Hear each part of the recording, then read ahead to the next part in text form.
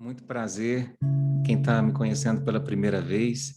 Meu nome é Eduardo Gibelli e sou um pouquinho disso que a Carol disse, mas acima de tudo, sou um pequenino semeador, assim como cada um de nós somos, né? Cada um com as sementes recebidas, dispersando nos mais diferentes solos, seja na sua casa, seja no seu país, seja em outro país. A verdade é que precisamos trabalhar pelo Cristo, né? E hoje eu aceitei com muito carinho, com muita honra, com muita gratidão o convite do Evangelho Sem Fronteiras, porque eu acredito no Evangelho Sem Fronteiras. E quando a Lena, né, me convidou, disse: eu gostaria que você justificasse o porquê que você acredita no Evangelho Sem Fronteiras, né? E eu pensei muito numa frase que o Chico disse, né, nosso querido Chico Xavier, e disse o seguinte: se Kardec tivesse dito que fora do espiritismo não haveria salvação, eu teria ido por outro caminho.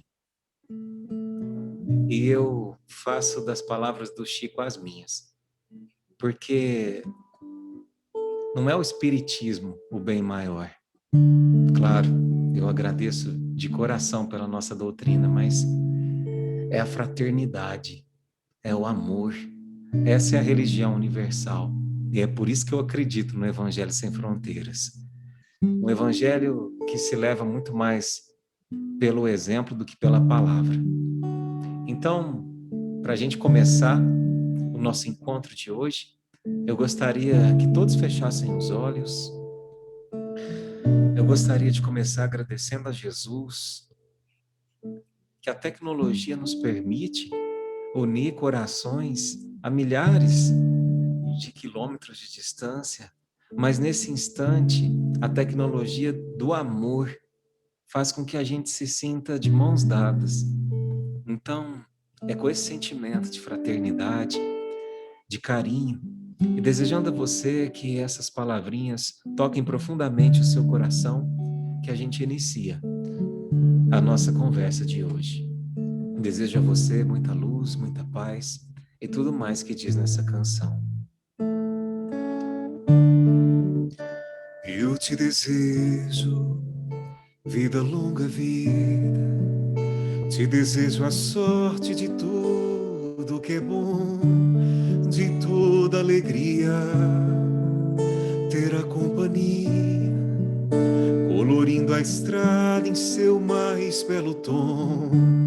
Eu te desejo a chuva na varanda, molhando a roseira pra desabrochar, e dias de sol pra fazer os teus planos nas coisas mais simples que se imaginar.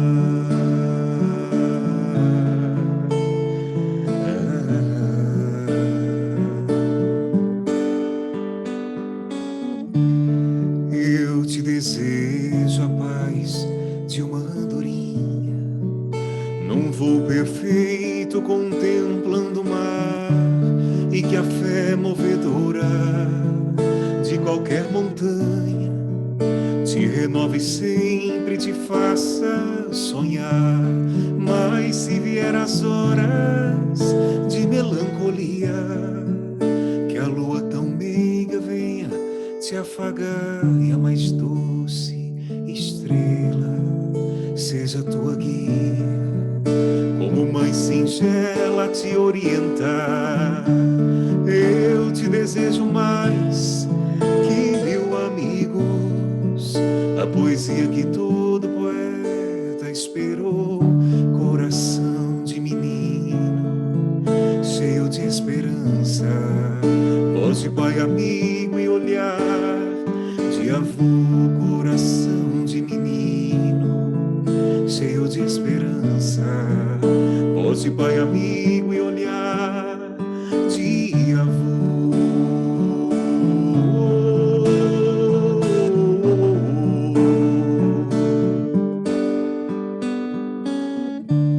Eu te desejo vida longa, vida. Te desejo a sorte de tudo tudo que é bom.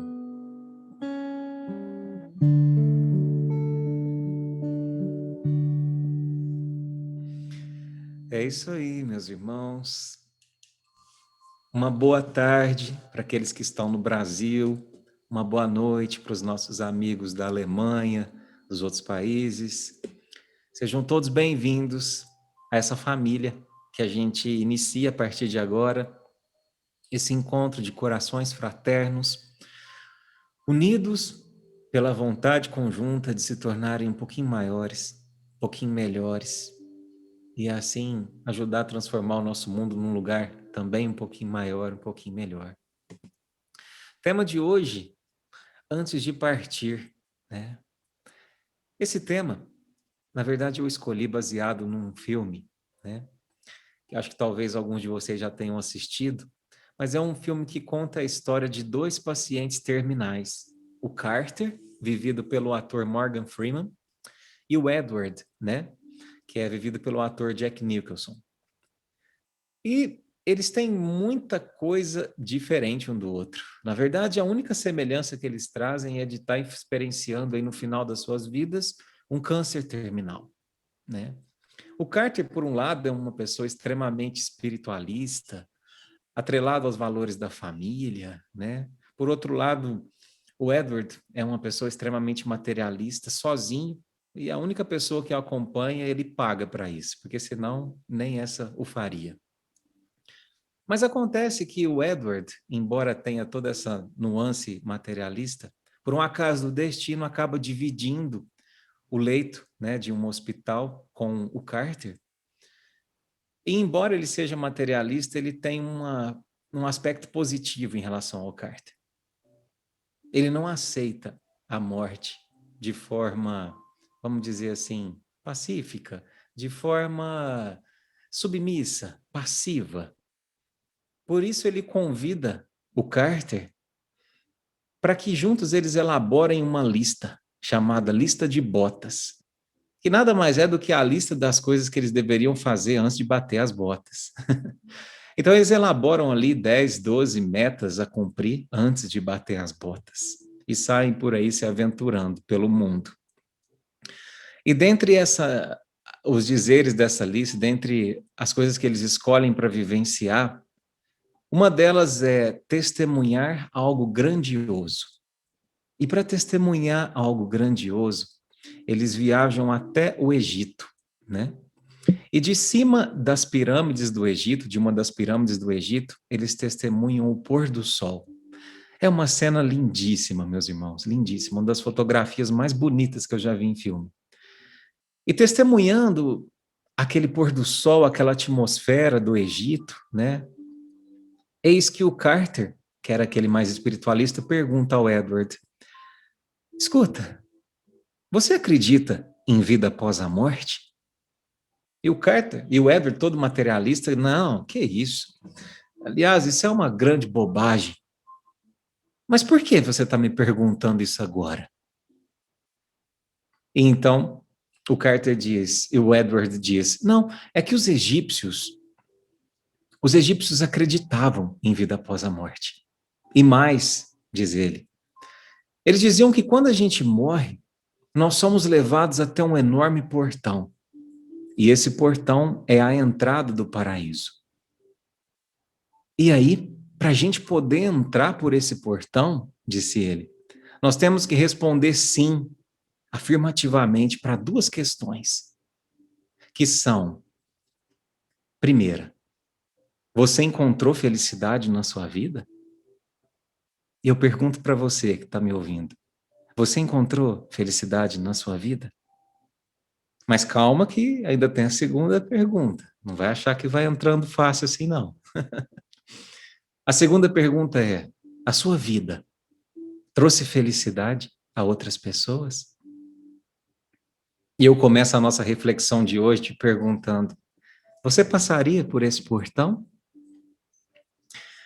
Há um tempo atrás, eu tive a alegria de conhecer uma médica chamada doutora Ana Cláudia Quintana, né? Formada pela USP, pós-graduada em psicologia. Até aí tudo normal. Mas o que mais chama a atenção é a especialização que a doutora Ana Cláudia fez. Ela se tornou especialista pela Universidade de Oxford em cuidados paliativos. E para quem não sabe o que é cuidado paliativo, é aquele destinado a amenizar o sofrimento do paciente, quando os recursos médicos já se esgotaram, né? Ou seja, ela trabalha com pacientes em estado terminal. Ou melhor, em estado de despedida do corpo físico. Assim fica melhor. Há mais de 20 anos, ela trabalha então com o extremo da vida, que é a morte. Em dois extremos sociais no Brasil. Meio período, ela trabalha no Hospital Sírio-Libanês, que é uma referência mundial em tecnologia médica, e meio período num hospital público de periferia. Uma experiência ímpar, né? E a conclusão que ela chegou foi que, apesar dos extremos sociais, os mais ricos e os mais pobres, os dramas, os conflitos, ao chegar nessa reta final da vida, são exatamente os mesmos. Independente de raça, de classe, de religião. E diante dessa experiência ímpar, ela escreveu um artigo, relatando que ao longo de todos esses anos, ela detectou dois tipos diferentes de pacientes terminais. Primeiro, aquele que simplesmente aceita a morte, até com certo alívio, sabe? Com certa gratidão. Porque ao olhar para trás, de consciência tranquila, ele diz para si mesmo: eu fiz valer a pena. Mas, infelizmente, diz a doutora Ana Cláudia, esses correspondem a cerca de 5% dos pacientes. Porque em mais de 95% dos casos, os pacientes terminais passam por um ou mais dos chamados por ela de os 5 maiores arrependimentos antes de partir. Então agora, para descobrir em qual grupo nós estamos, eu gostaria de fazer uma dinâmica com você que está nos assistindo. Eu vou pedir para que você feche teus olhos e reflita comigo, assim que eu pedir, tá? Se você partisse amanhã, qual ou quais desses 5 arrependimentos você teria? Entendeu? Então eu vou ler cada um deles, e se você tiver o arrependimento que eu ler, você vai acenar aí na sua casa de forma positiva para si mesmo, com a cabeça. E se você não tiver, você vai assinar para si mesmo de forma negativa. Combinado? Preciso que você esteja por inteiro nesse momento. Vai fazer toda a diferença daqui para frente, tá bom? Olhos fechados, coração preparado. Vamos lá?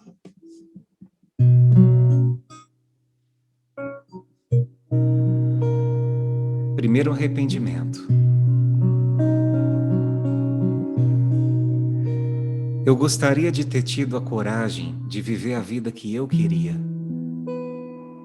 e não a vida que os outros quiseram por mim.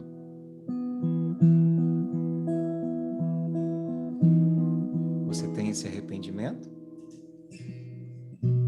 Segundo arrependimento. Eu gostaria de não ter trabalhado tanto. Você tem esse arrependimento? Terceiro arrependimento. Eu queria ter tido a coragem de expressar os meus sentimentos. Diga para si mesmo, você tem esse arrependimento? Quarto arrependimento. Eu gostaria de ter passado mais tempo com a minha família. Quinto e último arrependimento. Eu gostaria de ter me permitido ser feliz.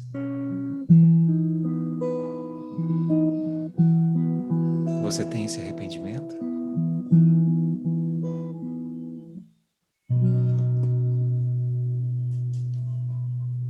Pode abrir seus olhos, pode enxugar os olhos. E me responda, você teria algum desses 5 arrependimentos? Embora eu não esteja vendo cada um de vocês, a espiritualidade amiga está aqui me soprando. Isso não é uma fofoca, tá? São espíritos superiores. Que cerca de 90%, 95% de todos nós, pelo menos em um dos arrependimentos que eu li, acenaram de forma afirmativa. E isso é ótimo. É ótimo, Eduardo? É. Porque tudo começa no reconhecimento.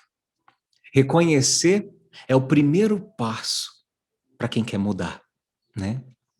E é ótimo também porque nós temos uma sutil diferença em relação aos pacientes da doutora Ana Cláudia.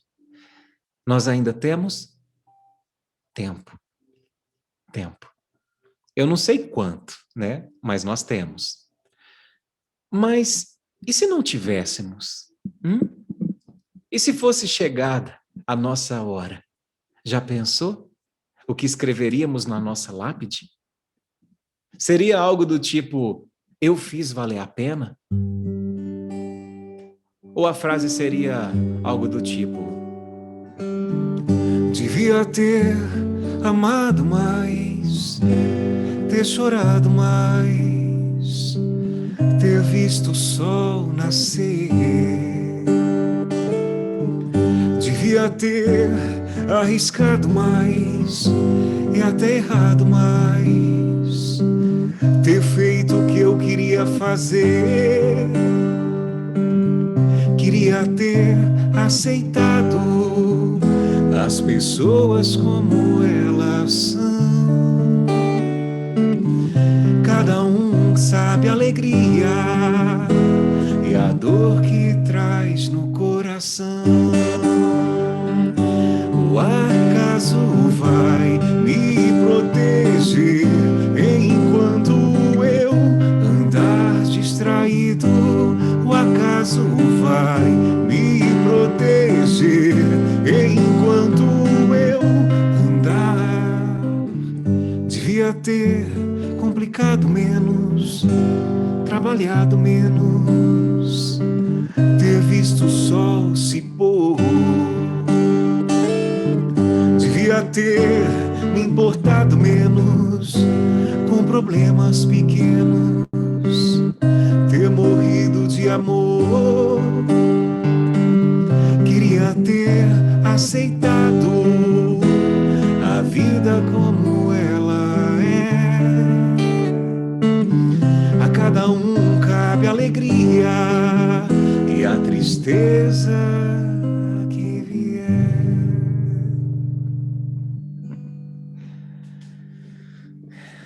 Vocês conhecem essa canção? Essa canção se chama Epitáfio, né? E para quem não sabe, epitáfio nada mais é do que aquela inscrição que se faz nas lápides, né, dos túmulos. É uma última mensagem, né, uma última reflexão.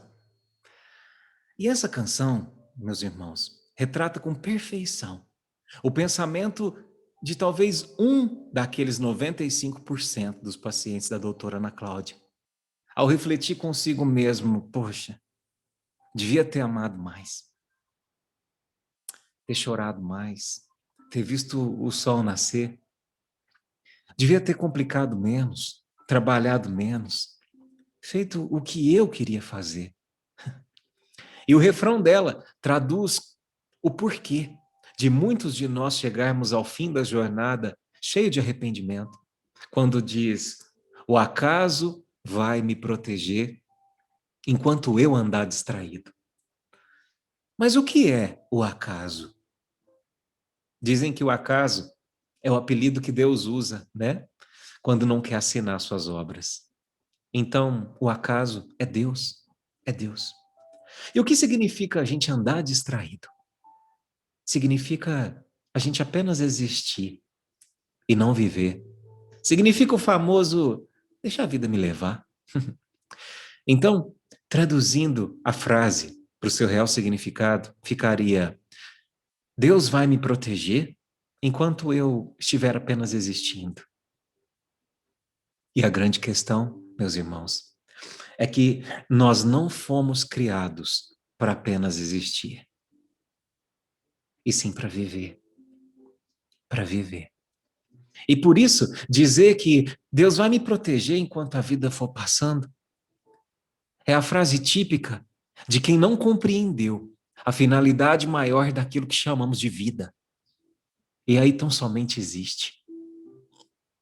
E todas as vezes, em nossas vidas, que estamos apenas existindo, Deus permite a manifestação de uma professora exigente em nossas vidas, chamada de dor. De dor. A dor nada mais é do que um convite ao recomeço. A dor nada mais é do que alguém que chega e diz: ou você recalcula a rota, ou você não vai conseguir caminhar. É alguém que diz: não é a hora de repensar as prioridades da tua vida? Sabe aquela canção que diz assim: entra na minha casa, entra na minha vida, mexe com minha estrutura, sara todas as feridas, me ensina a ter santidade, quero amar somente a ti, porque o Senhor é o meu bem maior, faz um milagre em mim. Acho que todo mundo conhece essa canção, né? Essa canção, ela fala um pouquinho sobre Zaqueu, né? Esse convite para que Jesus adentre a casa dele, né? E todos nós temos um pouquinho de Zaqueu aqui dentro. Um pouquinho ou um pocão, né? E a grande lição dessa passagem do cobrador de impostos com o Cristo é a mudança que Zaqueu teve na forma de ver o mundo depois que ele conheceu Jesus, especialmente no mundo que o habitava. Porque ao prometer ao Cristo que restituiria em quádruplo os prejuízos causados e que daria em dobro, que daria metade da sua fortuna aos pobres, ele mostra ter identificado sua grande fraqueza, que era a avareza e a vontade de corrigi-la. E nesse exato instante em que ele identifica sua fraqueza e tem a vontade manifestada de corrigi-la, ele deixa de apenas existir, como vinha fazendo, e passa a também viver. E eis aí o verdadeiro milagre, que ele pede ao Cristo que faça dentro dele, mas sem perceber, ele percebe que ele sente que dependia muito mais dele do que de Jesus. E qual milagre seria esse? Identificar que todos nós temos uma missão na Terra. Missão? Você disse missão, Eduardo. Mas quem tem missão, não sei, não é somente espírito missionário? O que é que você acha? Você que está me assistindo. Você se acha capaz de ter uma missão? Como Chico teve? Madre Teresa? Gandhi? Não, Eduardo, eu sou muito pequenininho perto desses. Bom, então vamos recorrer à questão 573 do Livro dos Espíritos, onde Kardec pergunta: em que consiste a missão dos espíritos encarnados? Resposta: as missões dos encarnados são mais ou menos gerais, parecidas e importantes. Aquele que cultiva a terra cumpre uma missão, como aquele que governa, ou aquele que instrui. E o que isso significa, meu irmão? Que o lavrador, que o presidente, que o professor, o médico, a doméstica, o dentista, a cantora, todos eles têm a mesma missão na Terra. E qual é? Evoluir, crescer espiritualmente. Isso significa uma coisa, que não importa quem você é, não importa o que você faz, importa no que você se transforma.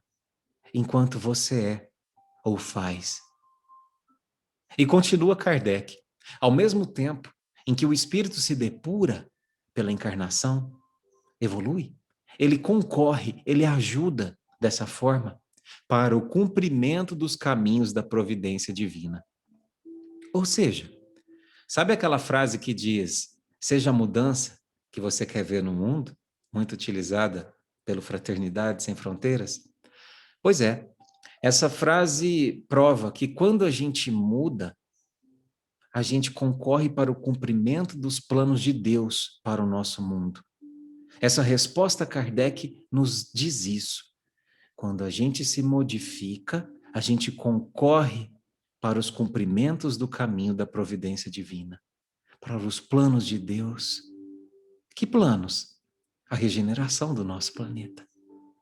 Então, a gente se torna um ajudante direto do Cristo. Já pensaram? Já pensaram no quanto isso é grande, meus irmãos? A gente se tornar um ajudante direto de Deus, de Jesus, na regeneração do planeta? Ah, Eduardo, mas será? Eu sou tão pequeno. Será que ele nota a minha existência, eu aqui nessa cidadezinha do Brasil, ou eu aqui na Alemanha, eu saí do Brasil, vim parar aqui, será que ele sabe que eu existo? Será que faz realmente a diferença um pequeno gesto meu para a regeneração do mundo? Então pensa comigo, um gesto minúsculo e corriqueiro. Imagina que você, levou um bolo de chocolate para compartilhar um tea time, né? Como diz aí na Inglaterra, um café da tarde com seu vizinho, a hora do café.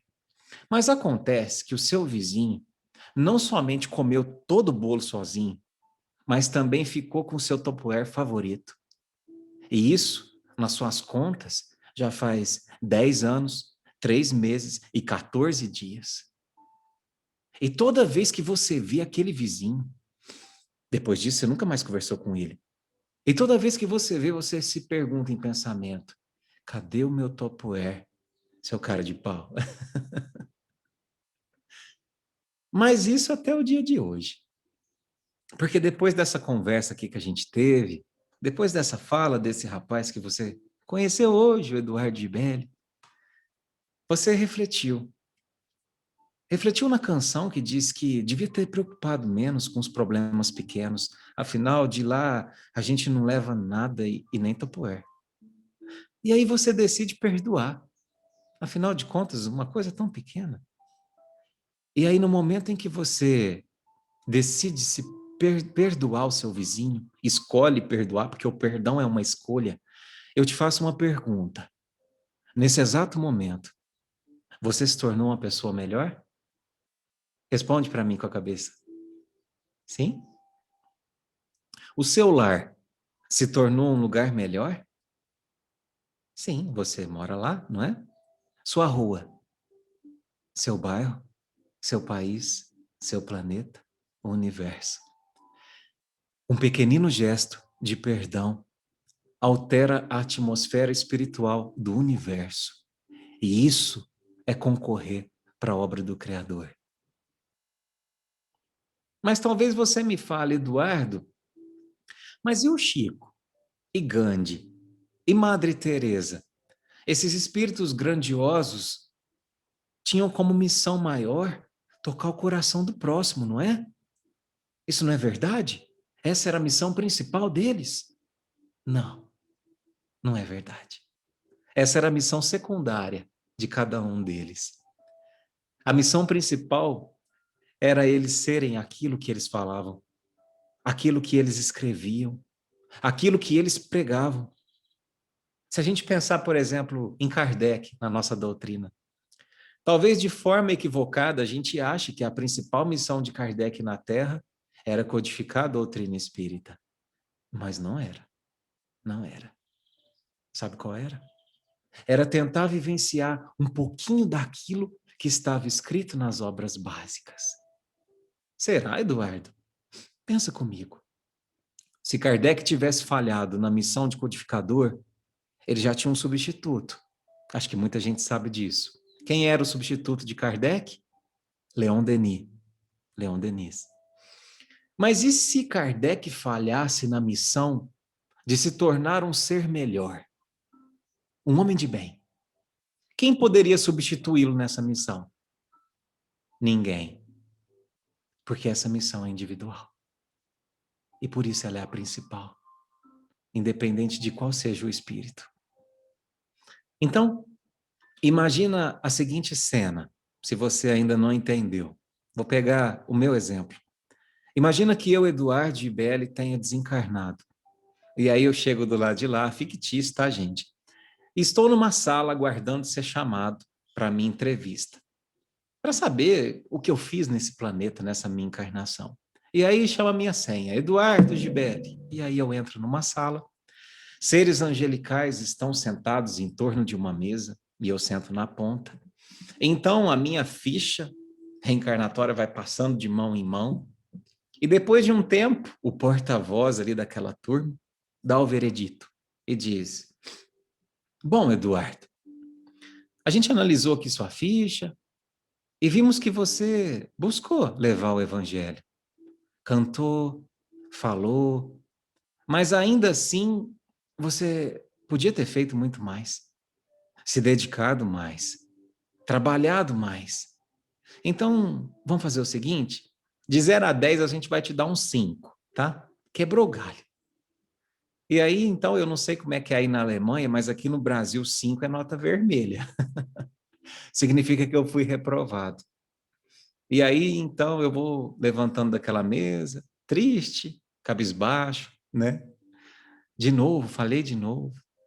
Mas quando eu vou abrir a maçaneta da porta para ir embora, alguém bate no meu ombro. E assim que eu olho para trás, é Jesus.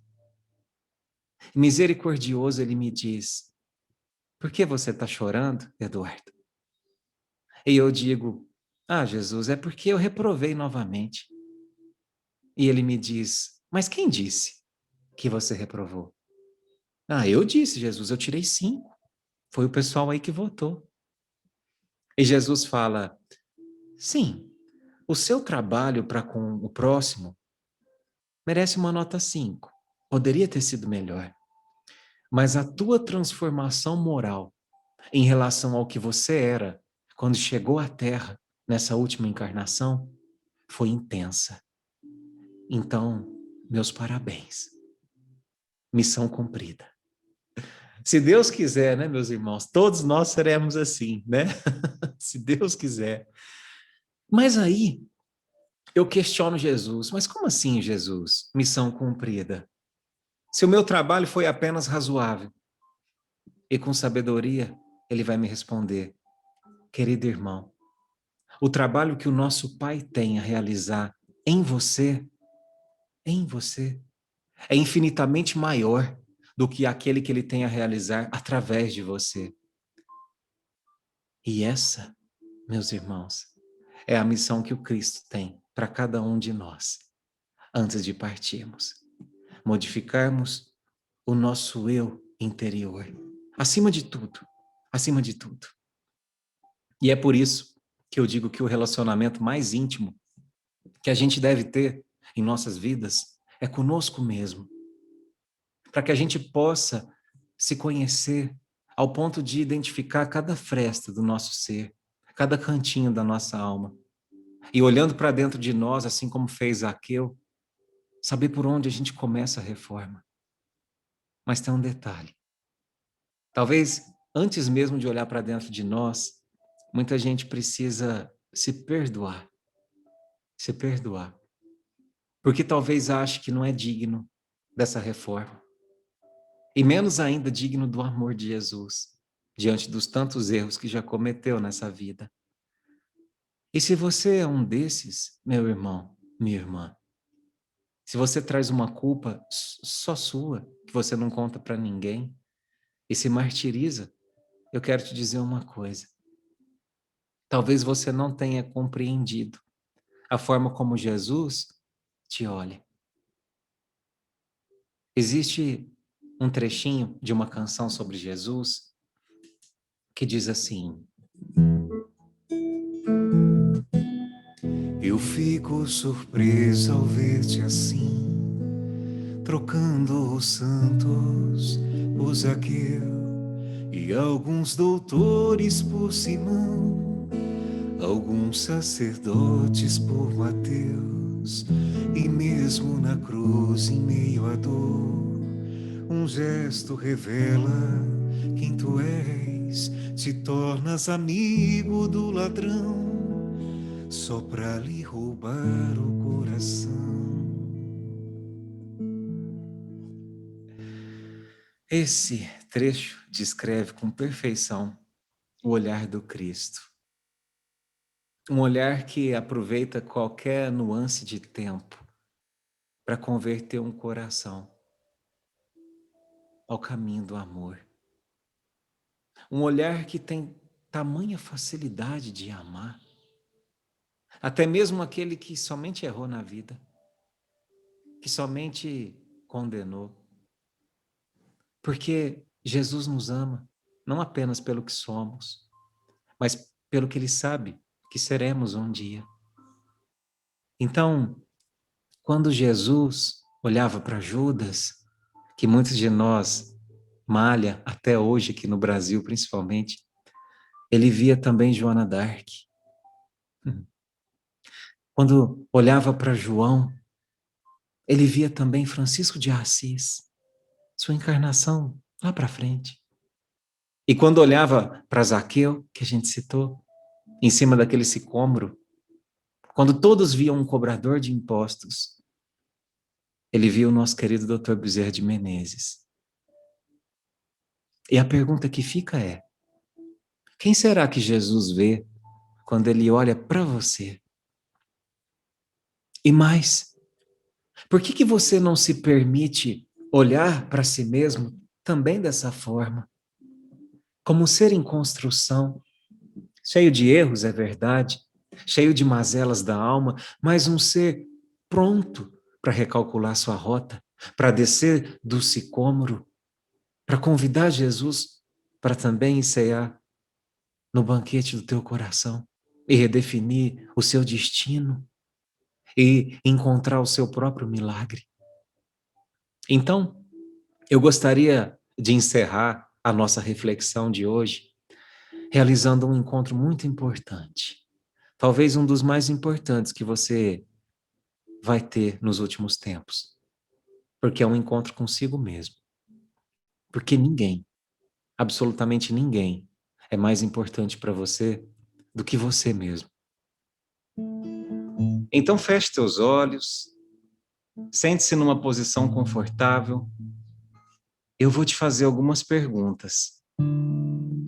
E ao responder cada uma delas, refletindo com profundidade sobre cada uma delas, você vai iniciar um mergulho no seu eu.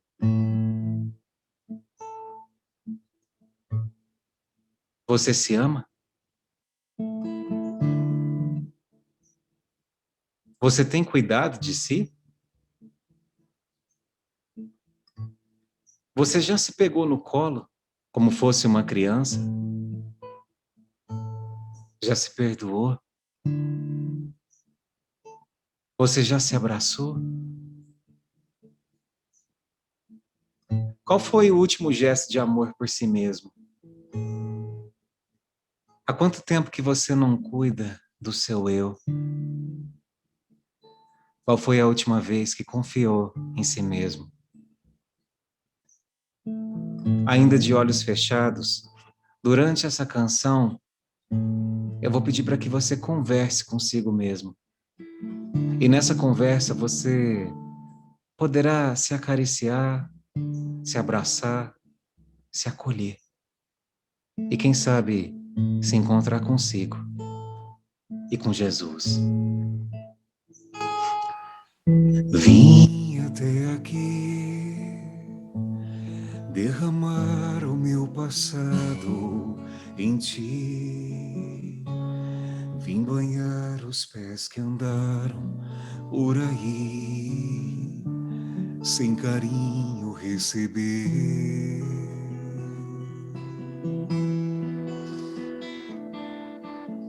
Hoje estou aqui não porque mereço, eu sei, pois tu sabes por onde andei, conhece bem o meu perfume.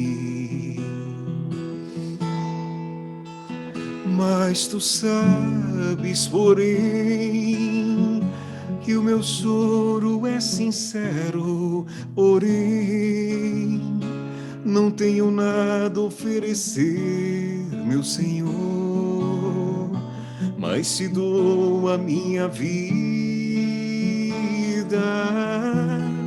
é tudo que tenho. Recebe meu nada, refaz a morada e habita em mim.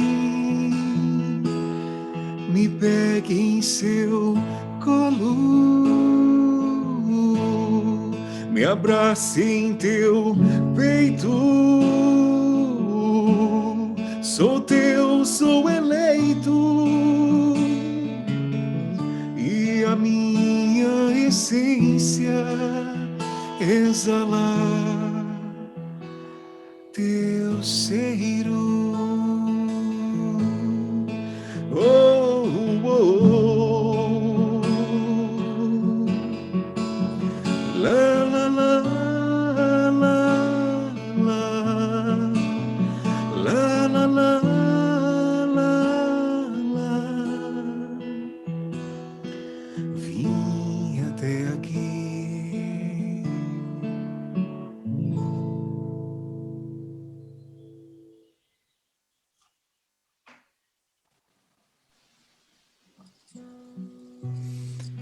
Bom, espero de coração que as nossas palavras, que as nossas vivências tenham te ajudado a perceber que antes de partir é fundamental que a gente se encontre, que a gente redefina prioridades e passe a viver muito mais do que existir.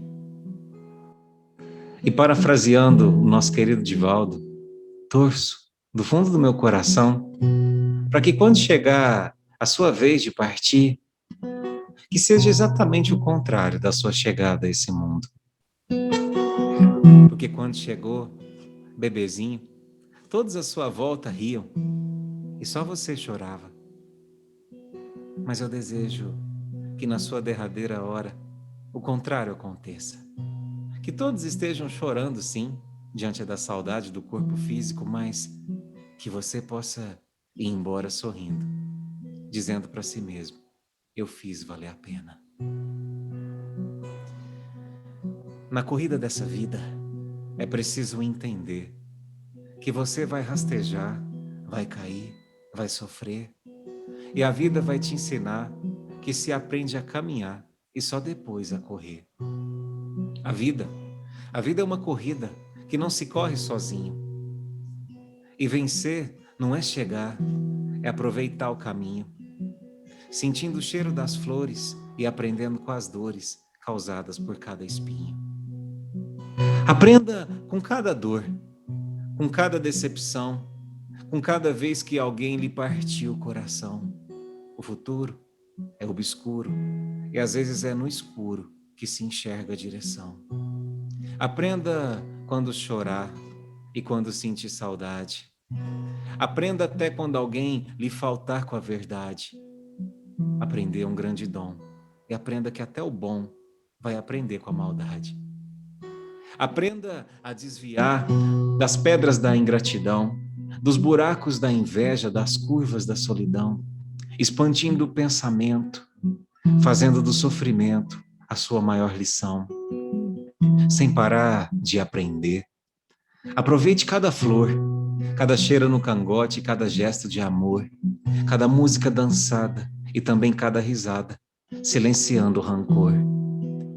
Experimente o mundo, prove de todo o sabor, sinta o mar, o céu, a terra, sinta o frio e o calor, sinta a sua caminhada e dê sempre uma parada pelo caminho que for.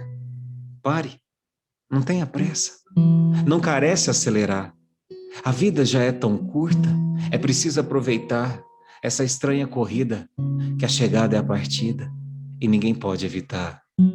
Por isso é que o caminho tem que ser aproveitado, deixando pela estrada algo bom para ser lembrado, vivendo uma vida plena, fazendo valer a pena cada passo que foi dado. E aí sim, lá na chegada, onde o fim é evidente, é que a gente percebe que tudo foi de repente e aprende na despedida que o sentido da vida é sempre seguir em frente. Se fosse por um dia, somente por mais um só dia, pra você fazer o que ainda não fez. O que é que ainda não fez? O que você faria? Me diga o que é que faria se o último dia fosse sua última vez. Fosse sua última vez. O que perdoaria? O que você relevaria, priorizaria no dia da última vez? Fazer diferente, talvez sorriria mais fácil. Talvez abraçasse mais fácil um gesto pequeno, um ser mais cortês. Fazer diferente, talvez aprender, respeitar sentimentos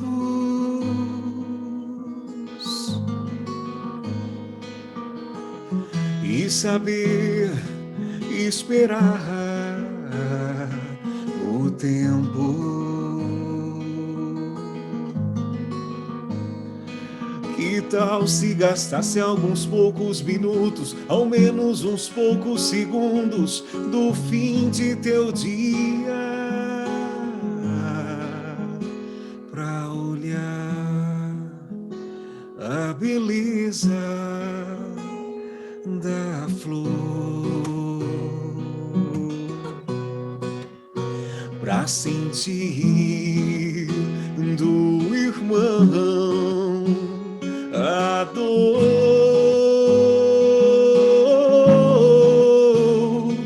Nossa vida é uma estrada de caminho incerto, talvez longe ou perto. Não há tempo a perder com sofrer, é seguir o caminho mais reto. Vale a pena pensar em viver, descobrir o sentido da vida. Seja hoje, porque não sabemos qual será a hora da partida.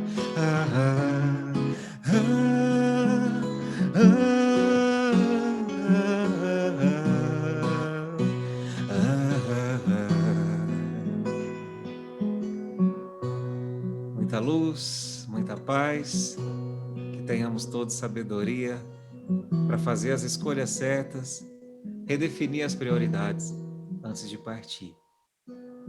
Que assim seja.